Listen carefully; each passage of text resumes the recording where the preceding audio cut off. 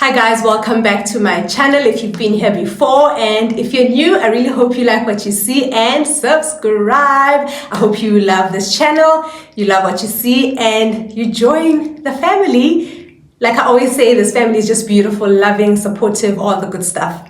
So guys, it's another episode of Vlogtober, and I thought another sit down. So I think I'm going to do Wednesdays, even though I think we have like 2 more Wednesdays before October is over, but Wednesdays will be our sit downs. And yeah, I really like that part of me, of who I am, and I just like to share that with you, and I hope you enjoy it. And those who do enjoy it, please comment down below and tell me what topics you would like me to talk about.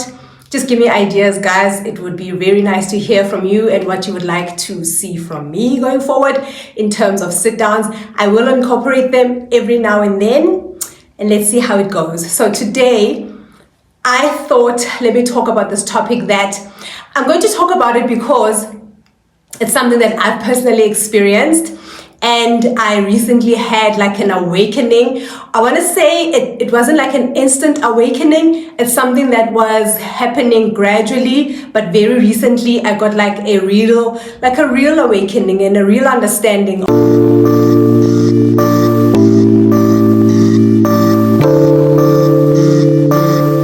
So today I'm talking about being a destiny helper. I'm talking about being a destiny helper, guys, because I have personally experienced being a destiny helper, and I've also been on the other end of receiving help from a destiny helper. So a destiny helper is someone that comes into your life at a particular period, particular season, a season where you need them, a season that you need their help or their direction or whatever it is that they come with that helps you go towards your destiny, right? So you are basically a helper in their path, in their life at a particular point, right? So I know, let me start with how I got to experience, first time experiencing a destiny helper, and you know, just how that went. So after matric, I think I did touch on this before, that immediately after matric, I had to go look for a job because I was told, no plan, mama, no money, can't help you, see what you can do for yourself. And I had to now start looking for work. But it was not an easy thing. I do remember a point where I was just sitting at home, frustrated, having nothing to do, having absolutely nothing to do, no money. People are away during the day at work, or my peers were at school. And I remember just the frustration. I remember one day calling my mom and just crying on the phone and being like, help me, I need something to do. I feel like I'm wasting my life away. And during that time is when my mom met a lady in a bus. My mom traveled by bus to go to work. She met this lady, Mrs. Joyce. I will never ever forget her. And I think they spoke on the bus like a few days after that, you know. So I think after I spoke to my mom, she thought, you know what, let me see what I can do also from my side. And she happened to have made this friend, you know, in the bus that she traveled in every day. And she spoke to her, she's like, my child just finished school, and she's looking for a job. Can you help where you work? You know, are they looking for someone? And it happened that they were looking for a cashier, and I was fresh out of school. I didn't even care about how much they were paying me. I spent most of my salary on transport because I would travel from Soweto to North and from there to Morningside. I didn't mind. I think I was earning 2,000 rands at that time, and I took the job, guys. I took the job. I remember my first day, I was a cashier there. I don't know if I said that. It was a paint shop, and I remember my first day at that job, I literally sat, and after a while sitting at the till with no customers coming in, I fell asleep at the till, you know, but I think they understood that they gave me grace, and I worked there for a few years until I got like a job at a corporate company. This is when my telecoms industry experience started. So she was my destiny helper. I was able to do quite a bit with what she helped with, the job that she was able to connect me with, and I'll be forever grateful to her. I will never ever forget her. I was able to build permanent structure at home, my room outside, back rooms where I was able to move out of the house, living with my grandmother, sharing a bed with my grandmother, and go live outside in the outside rooms that I paid for with the money that I started earning from there. You know, obviously a job in retail, you work weekends, you work public holidays, but you know what? It was a stepping stone for me in my life, and I'll never forget her. So it brings me to now me being a destiny helper, right? And so let me mention this. My destiny helper, Mrs. Joyce, never did she ever, in the period that I spent working there, working with her, did she make me feel like she was my connector, that she was the one that got me there. I got there, did what I had to do, appreciated her. I remember with my first salary, I bought her a nice gift. I bought her a dinner set from Clicks. I gave it to her and I said to her, thank you. And you know, never once, and she was very surprised and she was happy. Never once did she throw that at me and tell me, you know, or if we had a misunderstanding or whatever, or her reminding me that I got you this job, you know. Fast forward, I am now in a position where I am a destiny helper, right? So guys, this is all coming to me now, okay? So I'll just take you through the journey. And I happened to be a destiny helper to a family member, a very close family member. I had always had this notion that I'll never work with family. I'll never, just even if there's opportunities at my workplace, I'll never bring anyone from family, because you know how they turn on you when they start, you know, doing better in life, and then they start turning on you. So I've always carried that idea with me, until just all of a sudden God spoke to me and was like, you know, there's a possibility of in my team that I led at work, there was an opening, right? And it didn't require like much. The requirements were, okay, let's not even talk about the requirements, because that doesn't really matter at the moment. But it was, you know, a position that got opened, and the first person that came to mind, the very first person that came to mind, was this family member of mine. I got home, I spoke to my husband about it. I told him, you know, I feel very strongly that I need to call this person to come for this job. And that's what I did.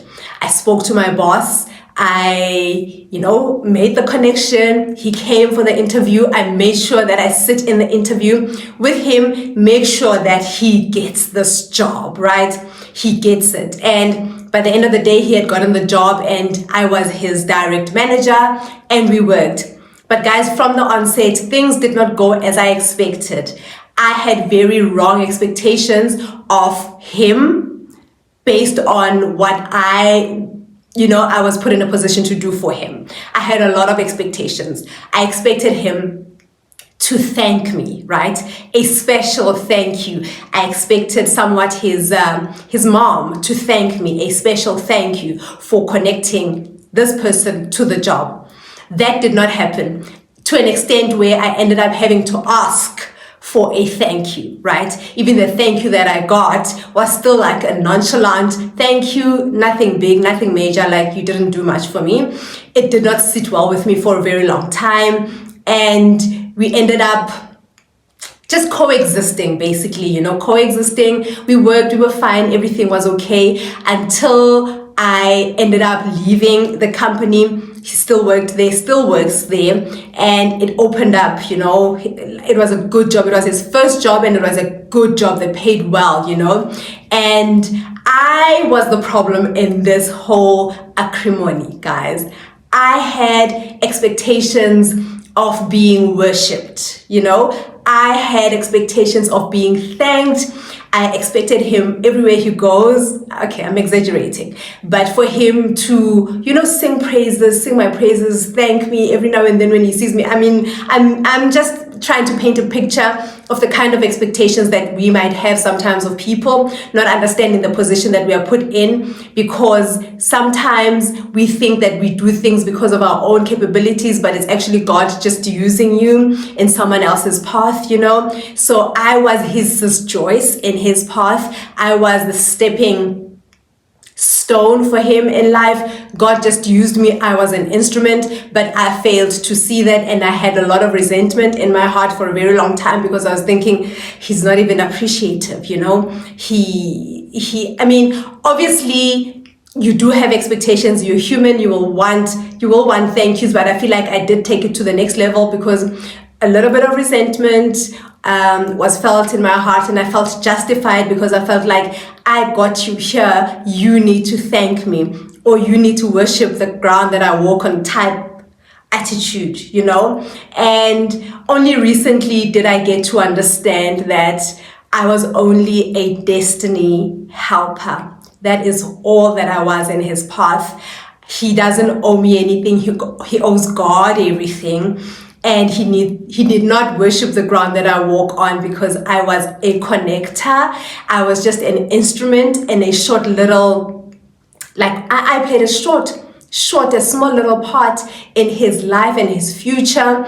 And you know, I got to understand that I did not do all of this. It's just God that used me, from changing my mindset of not wanting to have family work with me, to me actually being an active participant in him getting the job that he did. And you know, I got a wake-up call to say, I am not what I think I am in his path. I'm only a small little part of just making him grow in life, and God used me, and all I needed to do was thank God for making me a connector, acknowledge that God used me, saw me fit to be a connector, and that's where it should have ended. There was no need for resentment. There was no need for all these expectations that I had of him. So I'm saying this to say, guys, God will put us in paths where we will have to help people. God will not come down from heaven himself and come and take a person and place them in a particular place. He will use another human being. And if you happen to be a destiny helper, do yourself a favor and don't have expectations. Don't have expectations of people coming in and worshiping the ground that you walk on, because at the end of the day, you were just used by God. You were just an instrument to connect him to his destiny, you know. The Bible says, to whomever much is given, much is required. So I was there in a much situation, in a much circumstance, and he was not. And my job, my role was to help him start his journey towards his much. And he is going to be a destiny helper to somebody else. And I hope that he also, you know, recognizes, like I recognize now, that, you know, it's not about me, it's all about God and moving people, because God will use people to move people, and to not think of myself holier than thou or better than thou, or, you know, just feel like I'm superior just because I was able to help somebody, especially if it was a family member, you know. So yeah, man, it's a short little message that I'm just coming here to share with you guys, to just also remind you that God placed people on earth to help people. You know, if you don't help another person when you are capable of helping them, who do you expect to help you one day? And once someone has helped you, do you expect them to go around feeling like you owe them the world? Do you expect them to go around expecting you to worship the ground that they walk on? No, you don't do that. And it was a lesson learned for me, and I just thought to share it with you, that if you are in a position to help somebody, help them without expectations, help them without ubabalela, you know, counting what you have done for them and what they need to do for you back to show you appreciation. If they have thanked their God, however they thank their God, that should be good enough. I know we are human. I'm not going to sit here and lie and say, it wouldn't be polite of him to say thank you without me asking him for a thank you, but it should not be mandatory. The thank you that matters is that I go back to God and I thank God for using me as an instrument in somebody else's success story. And that is my little story on being a destiny helper, guys. Even terming the situation the way I'm terming it, it's something new to me because God has been speaking to me about it, and like I've been questioning myself. I remember there was a time where I had a dream about him. In my dream, I was so mad. I was mad for him for what is happening in real life, that he sees me, he's still not acknowledging me. He's still not seeing me like he should be seeing me. I'm his connector, bro. I'm like, do you know who I am? I woke up and I said, you know what, God, please help me forgive him. Please forgive me for putting myself that high up on a pedestal and thinking people need to worship me. So yeah, guys, that's it. That's the little short story I just wanted to share with you guys and just make you aware that the devil can play us. The devil can make us feel like we are bigger than other people, whereas we are not. We are not. We are just placed sometimes in positions where we can help people. And I know I'm still going to meet a few more destiny helpers in my life. And I would hate it if they did that and then went around having high expectations of me, or, you know, going forward expecting me to worship them because they were used by God as an instrument to elevate me. I wish that not to happen. Yeah, guys, that's it. That's all I wanted to talk about today. I hope you get something out of this, and I hope your heart is willing to help another person, and once you've helped another person, to not count. So yeah, guys, I hope you enjoyed this short little video. Please remember to like, comment, and subscribe. I love you guys so much. I'll see you on the next one. Please also, if you can, just watch the ads. It really does help. Thank you so much. I'll see you on the next one. Bye, guys. Everyone needs a shoulder to cry on. Everyone needs a helping